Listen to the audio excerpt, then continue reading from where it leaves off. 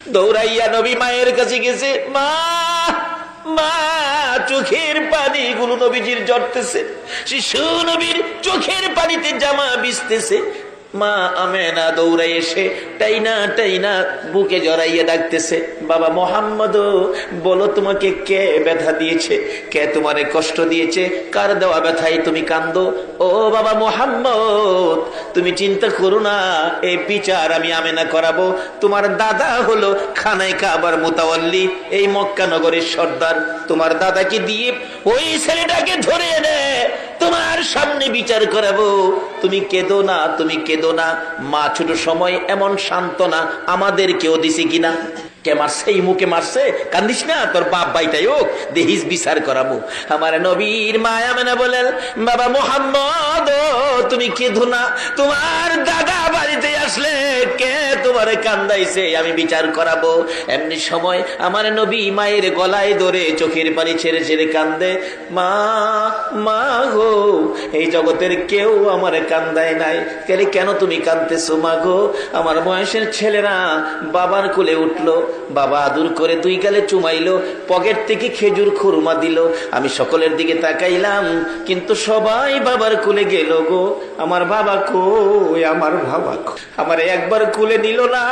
আমার আল্লাহ বলেন, বন্ধু কেঁদো না গো, এতিম বানাইয়া পাঠাইছি, তারপরেও তোমারে দেখবো এতিম বলে উনি। দুনিয়ার মানুষ তোমারে ভালোবাসে, এতিম করে পাঠাইলাম, তারপরেও এতিম বলে যদি তোমাকে দুনিয়ার কেউ ভালোবাসে গো, আমি আল্লাহ কথা দিলাম, এই ভালোবাসার বিনিময় আমি আল্লাহ তাদের জীবনের গুনাহগুলো মাফ করে দিব। এই দেশ ছাড়তে হবে বাবারা ভাইয়েরা। আসুন, কিছুদিনের জন্য দুনিয়ায় আছি, কবে জানি কার মৌতের চিঠি আসে। এখন তো হঠাৎ আসে, হঠাৎ একটা শব্দ এখন সারা দেশে আছে, সেই শব্দটা জানি হঠাৎ মরলে কি কয়, কি কয়, কি কয়? মুরব্বী বাবার আছেন, আপনাদের আমলে স্ট্রোক ছিল। এখন স্ট্রোকের কারণ কি? বাটফারি বেশি, সিটারি বেশি। এই বাটফারি আর সিটারিয়ে বাতাস দূষিত হয়ে গেছে। এই জমিন আপনাদের আমাদের ভার বহন করতে পারছে না, বিদায় এখন চট করে স্ট্রোকে ধরে বাতাস নষ্ট, দূষিত হয়ে গেছে। জমিন আমাদের এই পাপ বহন করতে পারছে না, বিদায় স্ট্রোক। দেখবেন বেশিরভাগ স্ট্রোক আমরা দেশে বেশি। উন্নতশীল দেশগুলোতে যায় দেখেন, তাদের মধ্যে স্ট্রোক নাই। তার কারণ কি? তারা বিজাতি, তাদের কোনো ধর্ম নাই, কিন্তু তাদের একটা ধর্ম যেটা মুসলমানদের ছিল। তাদের জীবনে কেউ মিথ্যা কথা, ইংরেজ দেশে যায় দেখেন, তারা মিথ্যা কি জিনিস তারা জানে না, মিথ্যা বলতে পারে না। রাস্তায় কোটি টাকা পড়ে থাকলেও কেউ টাকার মধ্যে হাত। আর আমরা দেশে 10টা টাকা পড়ে থাকলে রাস্তায় 10 টাকা ফালাইয়া একটু পরে আয়া হইবেন, কার টাকা ধরলেন, কার টাকা নিলেন? রাসূল হাদিস শরীফে বলেছে, এক নলা খাবার যদি কারো পেটে হারামের থাকে 40 দিন পর্যন্ত একটা সেজদাও কবুল হবে না। সত্য নিয়ে গেছে বিজাতিরা, আজকে তারা উন্নত, আর মিথ্যার সাগরে বেশি আছি, সুদের সাগরে, ঘুষের সাগরে। এই জন্য আজকে আমরা বিশ্ব জুড়ে আমরা ঘৃণিত, আর তারা সত্য নিয়ে তারা আজকে উন্নত। আসুন, আমাদের একটাই সম্পদ, আমরা মুসলমান, আমরা ইসলাম ধর্ম গ্রহণ করেছি। ইসলাম শব্দের অর্থ কি হবে? সবাই বলুন, কি হবে? শান্তি। আজকে কি আমরা শান্তিতে আছি? কেন নাই তার কারণটা বের করে আনতেছি। একটু লম্বা হয়ে যাইতেছে, আপনাদের কষ্ট হইতেছে? বাবারে, একটা দিন কষ্ট করেন, কারণ একদিন এই পৃথিবীতে আমরা ছিলাম না, আর একদিন আমরা পৃথিবীতে কেউ, আগে যারা আসছিল তারা চলে গেছে, আমরা যারা আছি আমাদেরও যাওয়ার বিষয়ে পড়ছে, শুধু ফ্লাইট ডেটটা বাকি রয়েছে। কবে জানি মসজিদের কোনার থেকে 4 পায়া ফ্লাইট আপনার উঠানে আইসা নামবে, আপনাকে সাদা কাফন পরায়া, মাথার মুড়ি, পায়ের মুড়ি বাইদা এই বিমানের মধ্যে উঠায়া আতর সুরমা দিয়া আপনাকে সাজায়া দিবে। যে বিমান আপনাকে নিয়ে রওনা হইলে আর কোনদিন এই বাড়িতে আসবে না। যত দামি বাড়ি হোক, যত বড় বাড়ি হোক, যত দামের বিছানাই হোক, আপনাকে এই বাড়িতে আর আনা হবে না। তাই সে অবস্থানের আগে আমরা এখন কি করতে হবে? ইসলামটা আমরা বুঝি নেই, নবীর আদর্শটুকুন বুঝি নেই। আমার নবী বলতেছেন, চাচা গো, একদিন আমারে মায়া করছিল, সেই দিনটা কোনটা? আপনাদের কষ্ট হইতেছে না তো? মা ডেকে ডেকে বলেন, বাবা কান্দিস না, আমি বিচার করাবো। কি ব্যথা বলো? মা, আমার ব্যথা হলো নাই নাই বাবা নাই, আমি বাবার কোলে উঠতে পারলাম না। আমেনা ছেড়ে দিলেন বাবাকে, মোহাম্মদকে ছেড়ে দিয়ে বললেন, ও বাবা মোহাম্মদ, এই ব্যথায় কাঁদলে আমারও তো কান্না সেরে, আমিও তো অল্প বয়সে স্বামী হারা হয়েছি, নাই তোর বাবা তো জগতে নাই। কানতে কানতে দাদার কাছে গেছে, দাদা গো আমার বাবা কই, আমারে খবর দেখাইয়া দেন, খোঁজ দেখাইয়া দেন। দাদাও কান্দে, নাতি আমারও আদরের ছেলে ছিল তোর বাবা আব্দুল্লাহ, আমার বড় আদরের ছিল, ছোট ছেলের প্রতি আদর বেশি হয়ে যায়, আমিও তো কান্দি, তোর বাবা তো এই জগতে নাই, এ খোঁজ আমি তোকে দিতে পারবো না। আমার নবী সেই বয়সে মা যখন বাবার খোঁজ দিল না, দাদা ও বাবার খোঁজ দিল না, আমার নবী বিকাল বেলা কানতে কানতে মক্কা নগরের সবচেয়ে উঁচু পাহাড়ের উপরে উঠেছে। পাহাড়ের উপরে দাঁড়াইয়া দাঁড়াইয়া শিশু নবী কান্দে, সামনের দিকে তাকাইয়া তাকাইয়া ডাকে, বাবা বাবা গো বাবা, কোথায় লুকাইছো? আমি তোমার সন্তান ডাকতেছি, আসো না একবার আমারে কোলে উঠাইয়া নাও না। নিচে দিয়া যাচ্ছিল আবু জাহেল, কোত্থেকে জেনে আসছে। পাহাড়ের উপরে একটা বাচ্চা ছেলে কাঁদতেছে। আবু জাহেল কয়, আমার একটু মায়া হয়েছিল ওদিন। ডাকতেছে, কে তুমি? পাহাড়ের উপরে ডাকো, একটু পরে ভাগ ভাল্লুক বাহির হইলে খেয়ে ফেলবে। আবু জাহেলের ধারণা আমরা নবীরে বাঘ ভাল্লুকে খেয়ে ফেলবে, আপনাদের ধারণা কি? আরে বাঘ ভাল্লুকে নবীরে খাইব দূরের কথা, নবীর উম্মতেরই তো খাইবার ক্ষমতা কখন খাইতে পারে না? যখন আমানুদখুলু ফিস-সিলমি কাফার মধ্যে ঢুকেছে। কিভাবে? সামনে আসতেছে। আমাদের গ্রামে একজন কারি সাহেব ছিলেন, ওনাকে মশা পর্যন্ত ধরতেন না। উনি বলতেন, বাবারে যত মশাই হোক আমারে মশার ভিতরে শোয়াইয়া দে, মশা আমাকে ধরবে না। যার চরিত্রে কোনো অন্যায় নাই, যার চরিত্রে সামাজিক কারো সাথে মিথ্যা কথা নাই, যার চরিত্রে এক ওয়াক্ত নামাজ মিস নাই, যার চরিত্রে সুদ নাই, ঘুষ নাই, শুধু ছিল আল্লাহ আর শুধু ছিল রাসূল, ওই ব্যক্তিটা আমাদের গ্রামের বড় মসজিদে জুমা পড়াতেন এবং ঈদগার ইমামতি করতেন। যে ইমামতি ওনার অনুপস্থিতি, ওনার মৃত্যুর পরে সেই দায়িত্ব আল্লাহ আমাকে দিয়েছেন। তারপর থেকে আমি ইমামতি করি আমার গ্রামের ঈদগার মাঠে। উনি মৃত্যুবরণ করলেন, মৃত্যুর আগে কোনদিন ওনাকে একটা মশা পর্যন্ত কামড় দেয় না। এটা আমাদের দেশের ঘটনা। আর যারা আল্লাহকে রাজি করে আল্লাহর ওলি হয়েছে, নবীর ভালোবাসা দিয়ে সাহাবীরা সমাজে নেমেছে, জঙ্গলার ভাগ ভাল্লুক পর্যন্ত এই নবীর উম্মতের গায়ে হাত দিতে সাহস পায় না। আজকে এই শান্তির অবস্থান ছেড়ে দিয়ে সাধারণ জিনিসের জন্য আমরা অশান্তির আগুনে ঝাঁপ দিতেছি। আহার নবী ওই পাহাড়ের উপরে যখন বাবা বাবা বলে কাঁদতেন, আবু জাহেল নিচ থেকে ডাকতেছেন, বাচ্চাটা কার, ছেলেটা জানি কার। মা বাবা খবর রাখে না, বাচ্চাটা পাহাড়ের উপর, বাঘ ভাল্লুক বেরিয়ে যাবে সন্ধ্যার সময়, বাচ্চাটাকে খেয়ে ফেলবে। বাচ্চা মানুষ দেখে তাকে উদ্ধার করার জন্য আবু জাহেল নিচে পাহাড়ের নিচে ঘোড়াটা রেখে উপরে যাইয়া উঠলেন। ডাকতেছে, কে তুমি? কাছে গিয়ে দেখে আমার আপনার নবী, শিশু নবী চোখের পানি ছেড়ে ছেড়ে কাঁদতেছে। বাবা মোহাম্মদ এখানে দাঁড়ায় কান্দো, তুমি কি জানো না এই পাহাড়ের মধ্যে বাঘ ভাল্লুক আছে, তোমাকে খেয়ে ফেলবে। আবু জাহেলের ধারণা আমার নবীরে বাঘ ভাল্লুকে খাইবো। আপনারা কি কন? আমার নবী কান্দে, চাচা আমি বাঘ ভাল্লুকের ভয় পাই না গো, আমি কান্দি, আমার বাবা কই, আমার বাবা কই, আমি একটাবার বাবা কইয়া ডাকতে পারলাম না। আবু জাহেল বলেন, ও বাবা, তোমার বাবা তো দুনিয়ায় নাই, মৃত্যুবরণ করেছে, আসো তাড়াতাড়ি তোমাকে বাড়িতে নিয়ে যাই। আবু জাহেল নবীজিকে উপর থেকে নামাইয়া ঘোড়ার পিছনে বসাইয়া ঘোড়াকে আঘাত করতেছে, ঘোড়ারে তাড়াতাড়ি চল, বাতিজাকে বাগে খাবে, আমাকেও বাগে খাবে, চল তাড়াতাড়ি চল চল চল। ঘোড়ারে আঘাত করে, ঘোড়া খালি চোখ লাল করে, চামড়া ফাইটে গেছে আঘাতে, রক্ত ছিটা ছিটা বাহির হয়। ঘোড়া দুইটা সামনের পাও আকাশের দিকে বাড়ায়, চোখের পানি ছাড়ে, ডাকতে ছিল, প্রভু গো, আমি তো একটা ঘোড়া, আমি একটা পশু, আমি তো কথা বলতে পারি না আবু জাহেলের সাথে। প্রভু আমার একটু জবান খুলে দাও তোমার বন্ধুর পরিচয়টুকু দেওয়ার জন্য। আমার আল্লাহ বলেন, ঘোড়া রে, যার উসিলায় কুল কায়নাত বানাইলাম, এই নবীর পক্ষে কথা বলতে চাইছস, যা আমি আল্লাহ তোর জবান খুলে দিলাম। যেই নবীর পক্ষে গেলে গুরার জবান খুইলা দেয় গো, এই নবীর পক্ষে গেলে আমরা কি শান্তি পাইতে পারি না? গুরা যদি জবান খুলতে পারে, জবান পাইতে পারে, আমরা কি শান্তি পাইতে পারি না? জবান তো খুলে গেল ঘোড়া, ঘোড়া মাথাটা পিছনের দিকে ঘুরাইয়া ডাকতেছে, রে আবু জাহেল। ওখান ঘোড়া মানুষের মতো কথা বলতেছে আবু জাহেলের দিকে তাকাইয়া, বলুন আবু জাহেলের মাথা ঠান্ডা না গরম? হায় হায়, কি কই রে? ও আবু জাহেল, আমারে কতগুলো আঘাত করলি, দেখ কত জায়গায় চামড়া ফাইটা রক্ত পড়তেছে। আবু জাহেল রে, তারপরও আমি উঠি না রে। ও আবু জাহেল শুনো, আরো যদি মারতে মন চায় মার, আমি মারি খাইয়া জীবন দিতে রাজি রে আবু জাহেল, কিন্তু পিছনে বসাইছস ইনি আখিরি নবী রে, ইনি স্কুল কায়নাতের নবী রে, রাহমাতাল লিল আলামিন নবীর পিছে বসাইয়া তুই সামনে বসে আমারে মারবি যাওয়ার জন্য। আমি গুরা বলে দিলাম রে, আমার জীবন যাবে, আমি সামনে যাব না।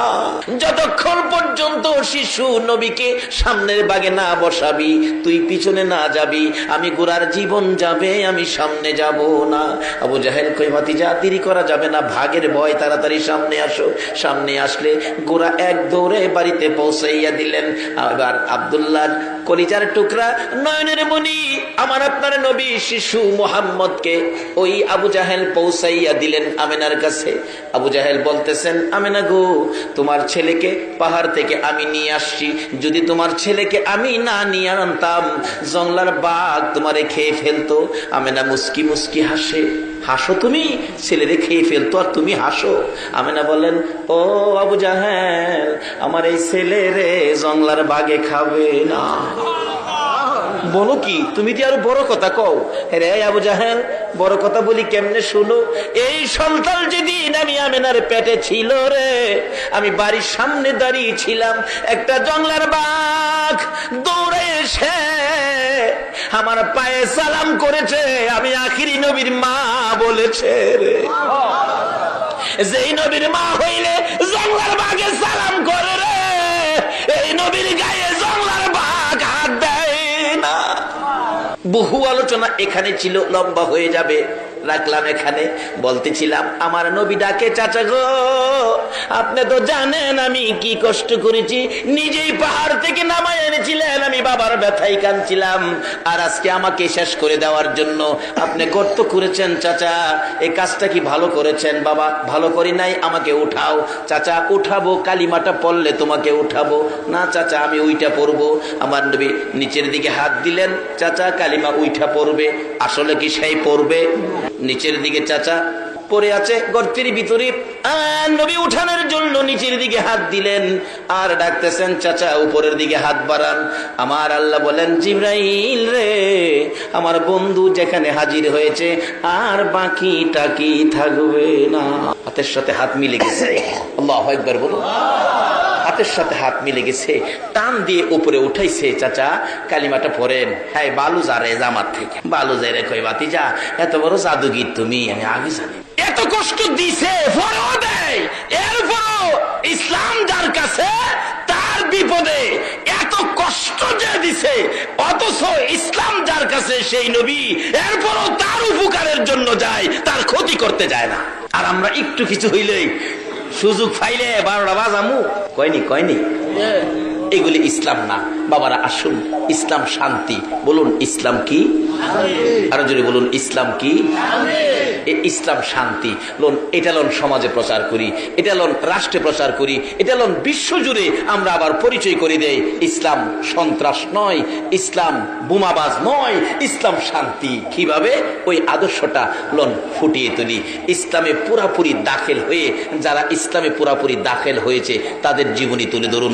ইসলামের মধ্যে যারা পুরাপুরি দাখিল হয়েছে, আগেকার দিনের মুরব্বীরা, কোনো বাবারা আছেন জীবনে কোনোদিন নামাজ ছাড়েন না, হারাম খায় না, সুদ খায় না, ঘুষ খায় না, এবং আমাদের মা চাষিরা দেখছি ইসলামে পুরাপুরি দাখিল। কি অবস্থায়?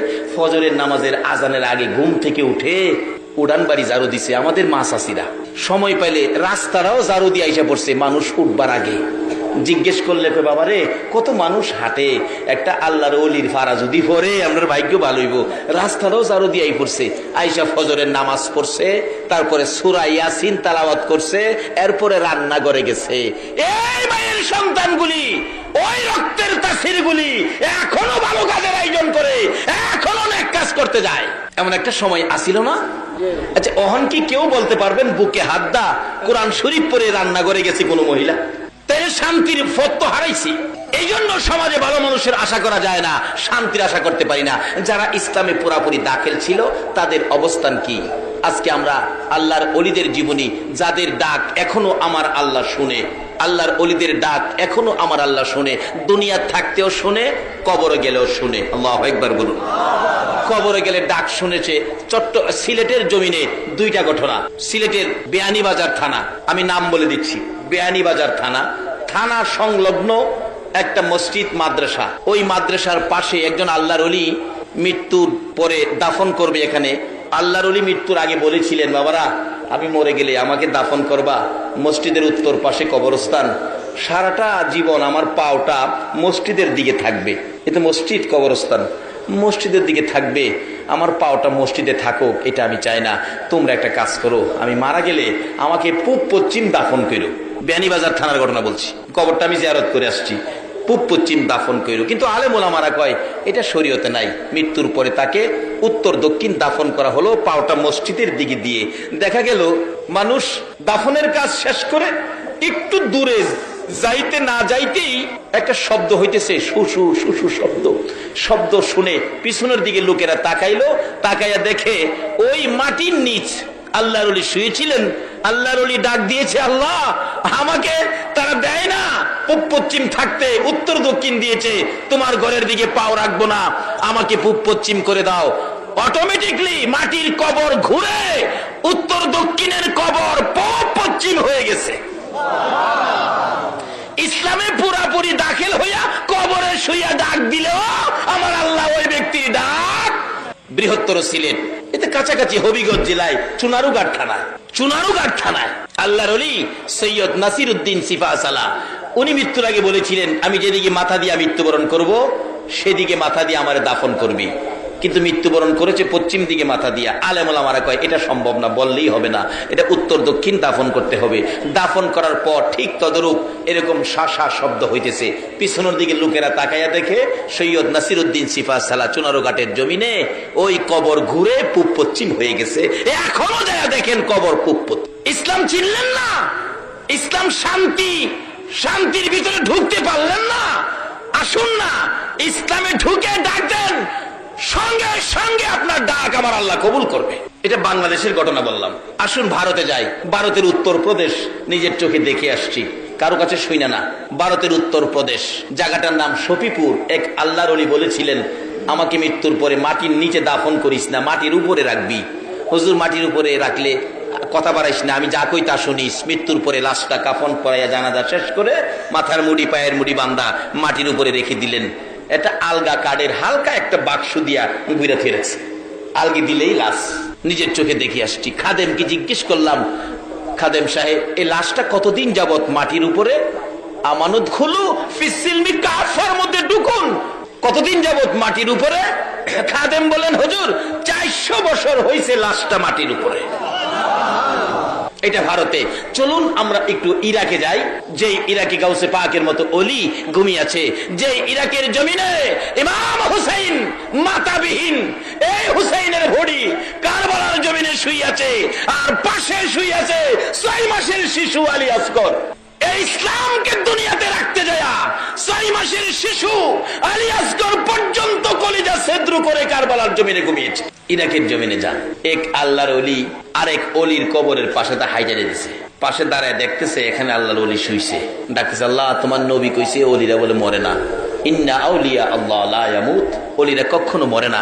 যদি জীবিত থাকে আমি একটু দেখতাম, প্রমাণ করতাম জীবিত আছে কিনা। কবরের পাশে দাঁড়ায় ইরাকের ঘটনা, ডাকতেছে, এই কবরে যদি আল্লাহর ওলি থাকেন তাহলে একটু পরিচয় দেন, আপনি যে মরেন নাই জীবিত। ইরাকের ঘটনা, একটু পরিচয় দেন।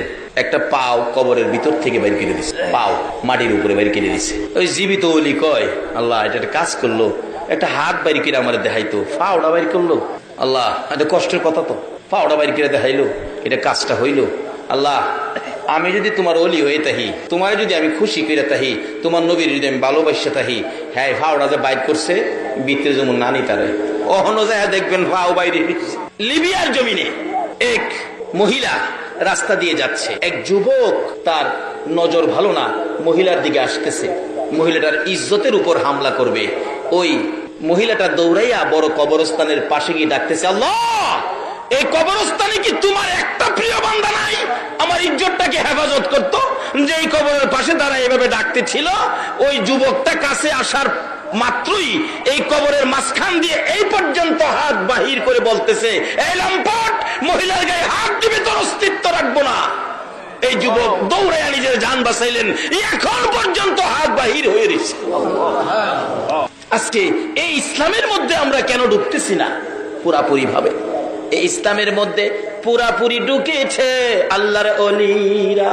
আল্লাহু আকবার বলুন। কিভাবে ঢুকবেন? ইসলামে ঢুকতে হলে সুদ খাইতে পারবেন না, ইসলামে নাই।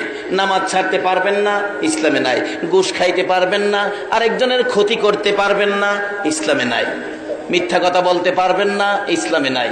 আজকে যারা এই আচার আচরণ ছিল তাদের সন্তানগুলো ভালো মানুষ হয়েছে, আল্লাহর ওলি হয়েছে, নামাজি হয়েছে, আলেম ওলামারা হয়েছে। আজকে আল্লাহর ওলি গাউসে পাকের জীবনী খুলুন, গাউসে পাকের বাবা আপনাদের আমাদের মতো একজন মানুষ ছিলেন, আবু ছালে জঙ্গি মুসা একজন মানুষ ছিলেন, কিন্তু তার চরিত্র ছিল ইসলামের মধ্যে পুরাপুরি ভাবে দাখিল। এই জন্য কত বড় একটা সন্তান পেয়েছে আল্লাহর ওলি আব্দুল কাদের জিলানী রহমাতুল্লাহ আলাইহি। কত বড় সন্তান, কত পাওয়ারফুলি সন্তান, কত ক্ষমতা।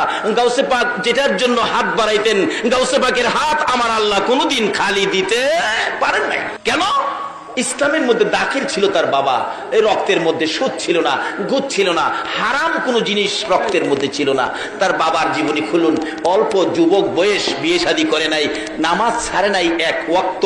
গাউসে পাকের বাবা আবু সালে নামাজ ছাড়ে নাই। আপনাদের মতো যুবক নামাজ পড়তে যাবে, উজু করবেন জিলান নদীতে, দেখে পানি দিয়া একটা ফল বাইশা যাইতেছে গা, ফল দেখে কয় পেটে খিদা আছে, ফলটা তো নষ্ট হয়ে যাইব, নষ্ট হইলে কি লাভ হইব, আমি খাই এলাই পেটে খিদা। ফলটা খাইছে, খায়া উজু করতে গেছে, বিবেক বাধা দিচ্ছে, এ কার ফল খায়া উজু করতেছস? আরেকজনের ফল খায়া উজু করলে কি লাভ হইব? এই চরিত্র আমরা আছে না? দেখবেন হোলাফান বন্ধ গেছে, বন্ধের থেকে আরেক বেটার ক্ষেতের কাঁচামরিচ লইছে, কাঁচামরিচ লিয়ে আইন না গড়ে ঢুকতেছে, মা কই কি আনছোস? কাঁচামরিচ। মা কই ভালো হয়েছে বাজান, শাক রান্তাম বইলিস। মার উচিত ছিল দুইটা থাপ্পড় দেওয়া, তুমি কার জমিন থেকে আনছো কাঁচামরিচ? কিন্তু মা থাপ্পড় দিল না। মা কি করলো? আর তাই না ঘরে নিল। আরেক বেটার ক্ষেতের পেঁয়াজ লইছি ফোলা, মা জিগাই কি আনছোস? এই 1-1.5 কেজি হয়ে যাবো মায়া লইছি। কই তাড়াতাড়ি বড় আয় বেটা, আলুর ভর্তা বানাইতাম, দুইটা হেস পাইতেছি। এই যে আরেক বেড়ার ক্ষেতের ফেস খাইলেন, আরেক বেড়ার ক্ষেতের কাঁচামরিচ খাইলেন, 40 দিন পর্যন্ত একটা সেচ দাও আপনার কবুল হয়েছে না। গাউসে পাকের বাবা আরেকজনের গাছের ফল খায়া চিন্তা করতেছে নামাজ পড়লে কি লাভ হইব, আগে ফলের মাফ লই আই। যাইতেছে ফলের মাফ আনতো, যাইতে যাইতে যাইতে যাইতে যাইতে যাইতে যাইতে যাইতে বহু দূর গিয়া দেখে নদীর পারে একটা বাগান, ভাবতেছে এটাতেই বাইসে গেছে। এক বেটা বুড়া মানুষ বই রইছে, বাবা হাও দূরি আমার মাফ করে দিন। আরে কি এর মাফ? আপনার গাছের ফল মনে হয় পানিটা বাইসে গেছে, সম্ভাব্য আপনার বাগানের, আমার মাফ করে দিন, আমি জিলান থেকে আইছি ফলটা খায়া। বুড়া বেটা কো বেটা বাগানের মালিক তো আমি না, আমি মাপ দিতাম না, আমি অর্ধেক। বাহি মালিক হইল দরবেশ আব্দুল্লাহ ইবনে সুয়াইমি, যার নাম ভিতরে বাড়ি। তাই নাকি? গেছে, চাচা আমার মাপ দিন, আমি আপনার গাছের ফল খাইলেছি। দরবেশ আব্দুল্লাহ ইবনে সুয়াইমি কই বেটা গাছের ফল খায়া মাপ চায় না, আর তুই জিলানতে পানিতে ফল খায়া মাপ নিতে আইসস, তাইলে এই বেটালা কি খারাপ হইব না ভালো হইব? কয় না খারাপ হইব না ভালো হইব? আচ্ছা, এমন একটা ভালো ছেলে সমাজের মানুষ মেয়ে বিয়া দিতে গেলে আমাকে খুঁজে না, ছেলেরা নি ভালো, ছেলেরা নি ভালো। দরবেশ আব্দুল্লাহ ইবনে সুয়াইমি কয় এটাই মুসলমান, পুরাপুরি ভাবে ইসলাম এইটাই ঢুকছে। বাবারে ফল খাইছস, মাফের লেগেইছস, মাপ দিতারি, কিন্তু শর্ত হইল এই যে বাগানের ফল খাইছস এই বাগানে 1 বছর কর্মচারী তখন লাগবো। বাবা মাপ দিবেন তো, থাকলে হাসরের দিন আমার আটকাইতেন না তো? না। আচ্ছা থাকলাম। আচ্ছা আমরা দেশের ফোলাফান এমনি আটকাইলে সকালবেলা আয়া বাংলা ঘরে হেরে ভাই লইলে, এমনকি 7 দরটাও থাকলো নাই, 7 দরটা যাবো। কিন্তু যারা ইসলাম চিনছে, নবী চিনছে, আল্লাহ চিনছে, হাসরের বিপদ যারা মানছে, এই দুনিয়াতে অন্যায় করতে পারে না। ডাকতেছে আল্লাহ, 1 বছর থেকে মাফ লিয়ে যাবো, 1 বছর থাকছে, চাচা বিদায় দিন জায়গা, বাবারে আরো 1 বছর।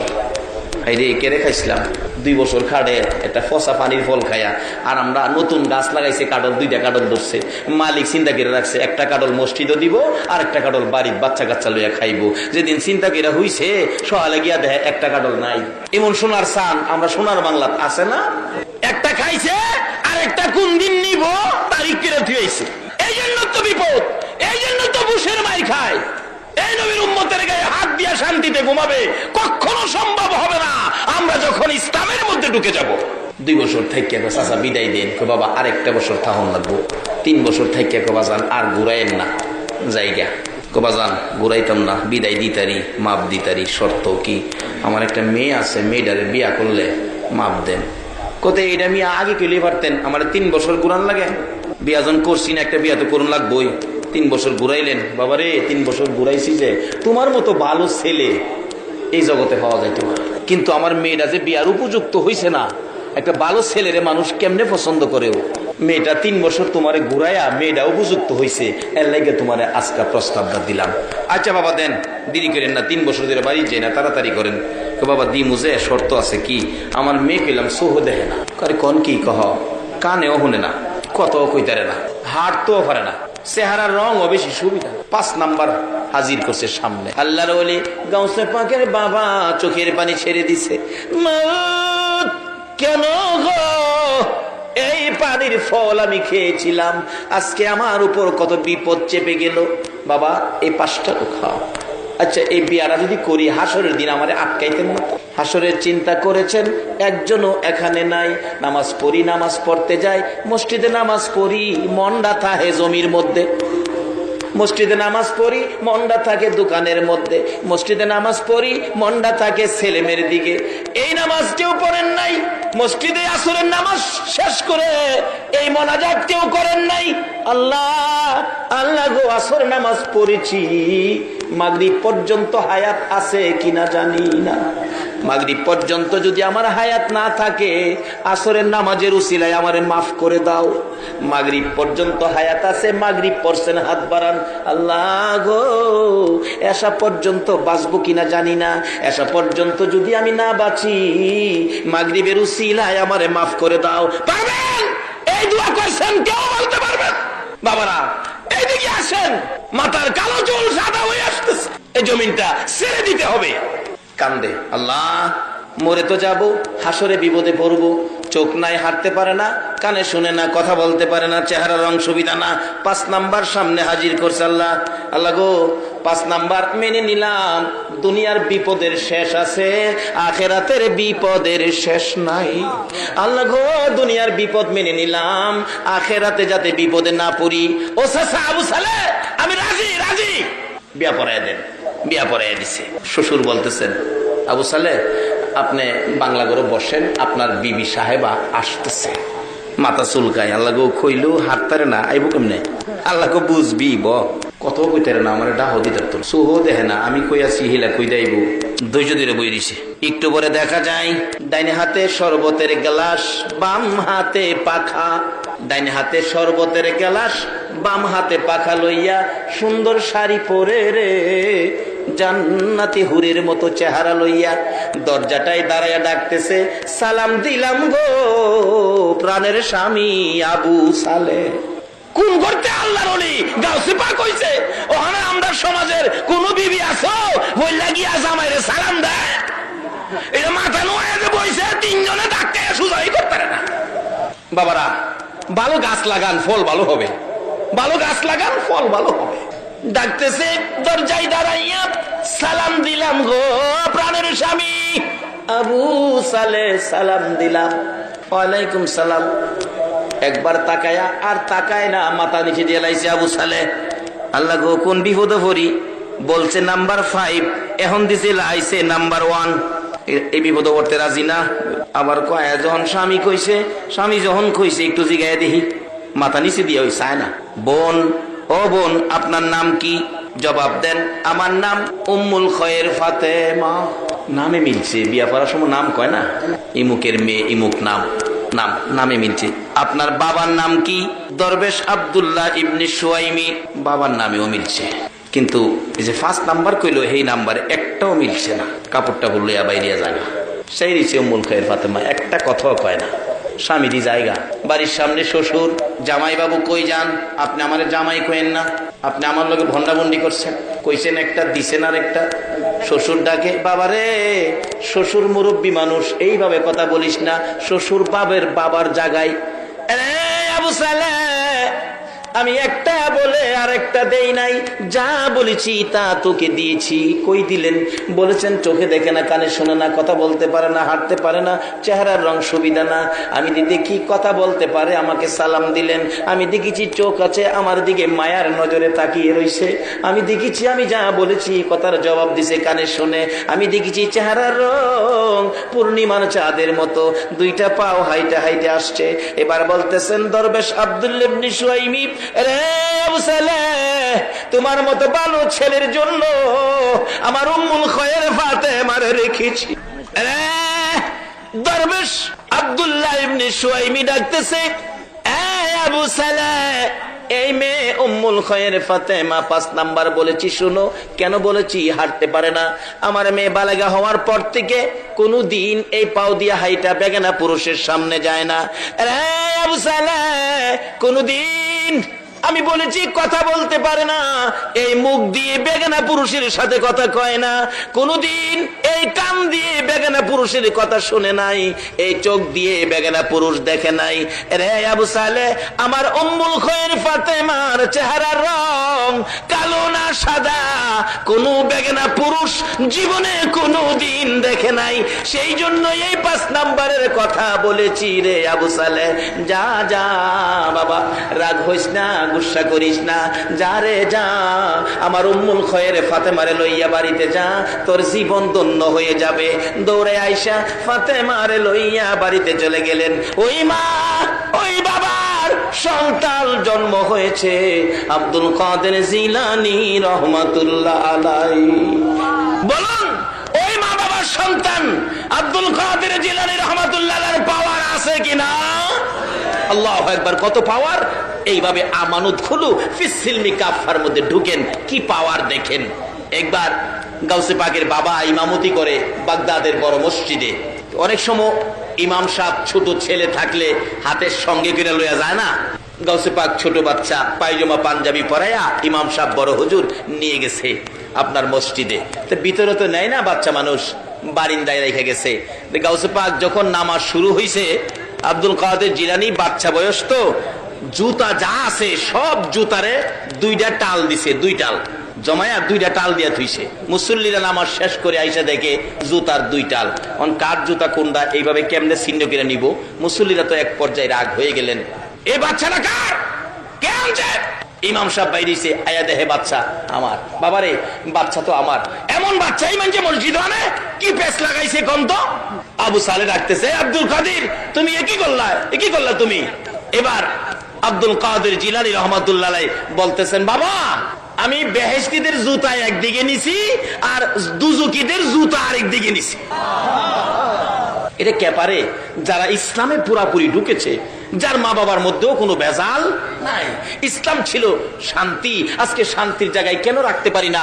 আমরা নিজেরাই অশান্তির মধ্যে ঢুকে গেছি।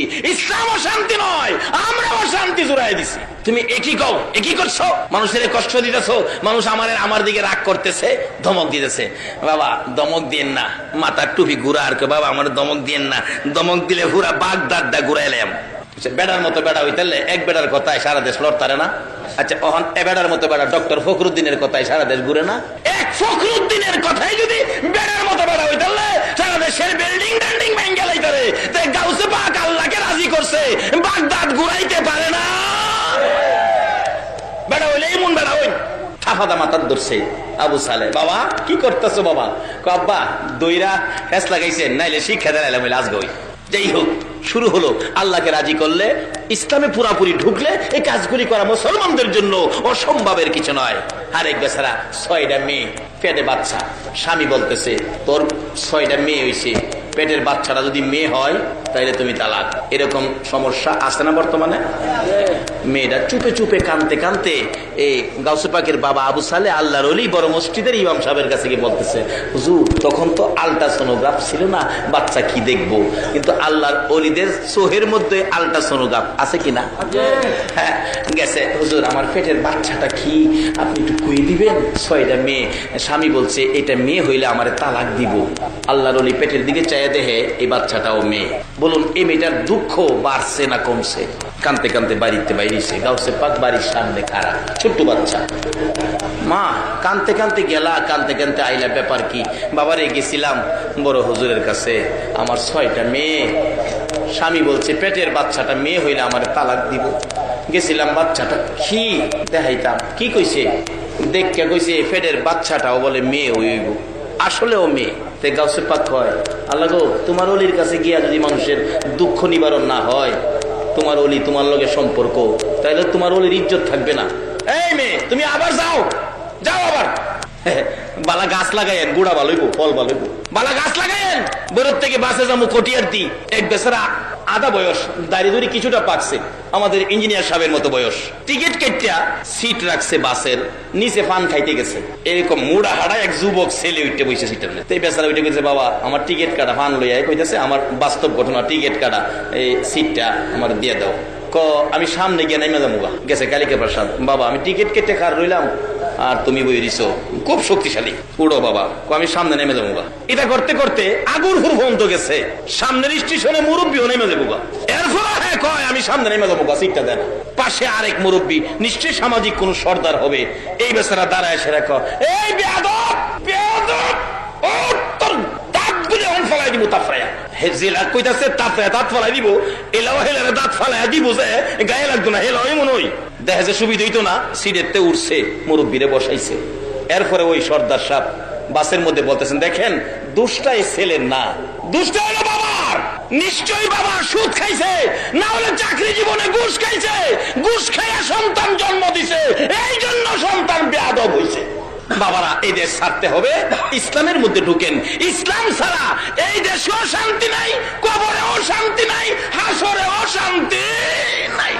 আজকে কেন সমাজে মুরব্বীদের সাথে ছেলেরা বেয়াদবি করে? দুষ্টা আমাদের, আমরা পরিষ্কার হই। আগেকার দিনে মুরব্বী রাস্তায় দেখলে ছেলেরা রাস্তা ছেড়ে দিছে, আর ওখানে মুরব্বীর সামনে গানও টান মারে। একটাই রূপ, আমরা ইসলাম ছেড়ে দিয়েছি। আসুন ইসলামে গাউসে পাক কত পাওয়ার, কত ক্ষমতা। বাচ্চা ছেলে ডাকতেছে, কি মা জানতো, আবার যান। কি কেলে গাইছো? হুজুর মাফ করবেন, ছোট্ট একটা বাচ্চা ছেলে আমারে পাঠাইছে। যাও যাও, কইছি তোমার মেয়ে হবে, আবার আইছে, আবার যাও, আবার আইছে। কি কি কইছে? আমার দমক দিছে। ধমক দিছে? আল্লাহর ওলিদের কাছে গেলে ভাগ্য পরিবর্তন হবে না, আল্লাহর সাথে সম্পর্ক কিরা, এটা কেমন কথা? আবার যাও, পিচ্ছি বেড়ালা গাউসে পাক। আবার গিয়ে খারইছে, কি বাবা মাফ করবেন, রাস্তার ছোট্ট একটা পিচ্ছি, নাম বলে আব্দুল কাদের, আমারে ফাড়াইছে, আবার যাও, ফিরাইছে। কি কান্তাছে? বাবারে আবার দমক দিছে, আবার যাও, ওখান গেলে মারবো, যাইতাম না। কতে আয়ো আমি যাম তোমার সাথে। বালা গাছ লাগাইন, ফল ভালো হইব। তেতেই গাছ লাগাইয়া আঙ্গুর খাইবার আশা করেন না। সাথে গেছে, গিয়া সামনে খারেছে, আব্বা আব্বা এই বেচারি বিপদে বেরাইছে, স্বামী তারে ত্যাগ করবো, বিপদে আছে। আপনি আল্লাহর ওলি, আল্লাহর সাথে কি সম্পর্ক করলেন, তার বিপদ দূর করতে পারলেন না? আল্লাহরে কন্যা কেড়ে কইলে তো আল্লাহ পরিবর্তন করে দেয়। তুমি বড় বাড়াবাড়ি করো। আব্বা বাড়াবাড়ি করি না, বেটার বেটির বিপদ দূর করবার লেগে আমি একটু বাড়াবাড়ি করছিলাম। আব্বা আমি যে ফইলা বেলা হারাইছিলাম, প্রথম যে আইসিন পেটের বাচ্চাটা মেয়ে হয়ে আসিন আব্বা, এরপরে আপনি মেয়ে কইয়া দিচ্ছেন, কানতে কানতে জাগা দুঃখটা লইয়া, আমার সহ্য হইছে না, আমি ফিরা ভাড়াইছিলাম, আপনি দমক দিয়া দিচ্ছেন। বাবা আবার ভাড়াইছি, আবার দমক দিচ্ছেন, 2বার দমক দিচ্ছেন না? প্রথম দমহে ফেডের বাচ্চারা মেয়েরা ছেলে হয়েছে দেখেন, দ্বিতীয় দমকে বাড়ির 6টা মেয়ে ছেলে হয়ে গেছে।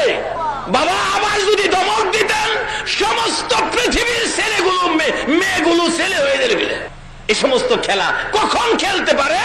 যখন ইসলামের মধ্যে প্রবেশ করেছে, যখন ইসলাম শান্তি, এই মাইনা যখন ইসলামে ঢুকেছে। আব্দুল কাদের জিলানী রহমাতুল্লাহ আলাইহি এরকম এক খেলা নয়, হাজার হাজার খেলা, হাজার হাজার ঘটনা ঘটেছে। মূল কারণ হলো ইসলামে ঢুকে পড়েছে। আসুন আমরা ইসলামে ঢুকি। কেন? আল্লাহ রাব্বুল আলামিন কোরআন শরীফে ওয়াজ করেছেন, ইত্তাকুল্লাহ। আল্লাহ বলেছেন তোমরা আমাকে ভয় করো।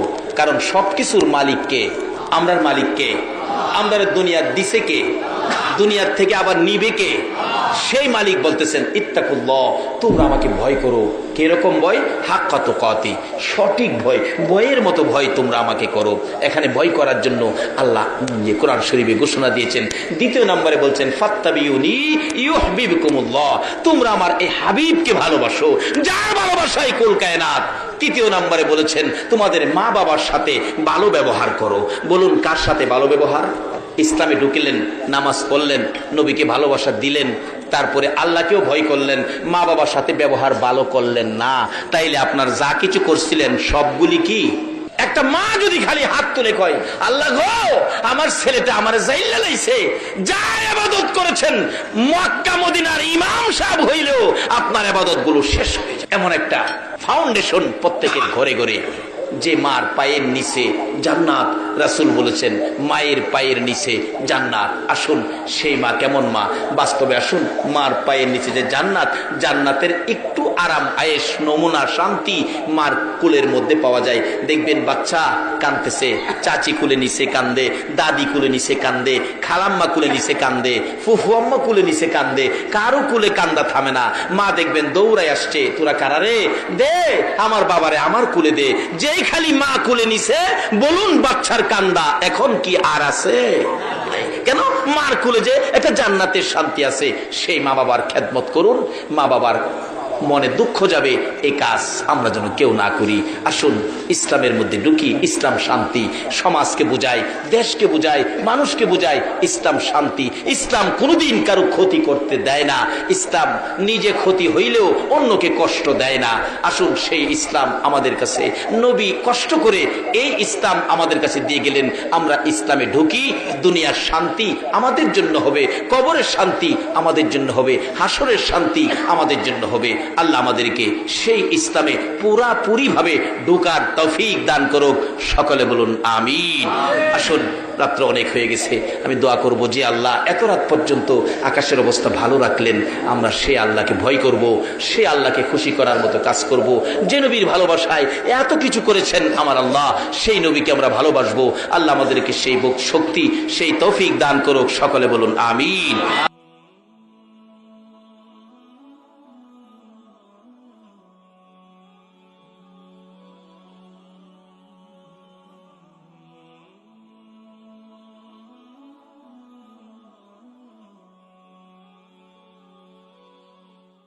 أغفر الله ربي من كل ذنب وأتوب إليه لا حول ولا قوة إلا بالله العلي العظيم أستغفر الله ربي من كل ذنب وأتوب إليه لا حول ولا قوة إلا بالله العلي العظيم اللهم آمين ربنا ظلمنا أنفسنا وإن لم تغفر لنا وترحمنا لنكونن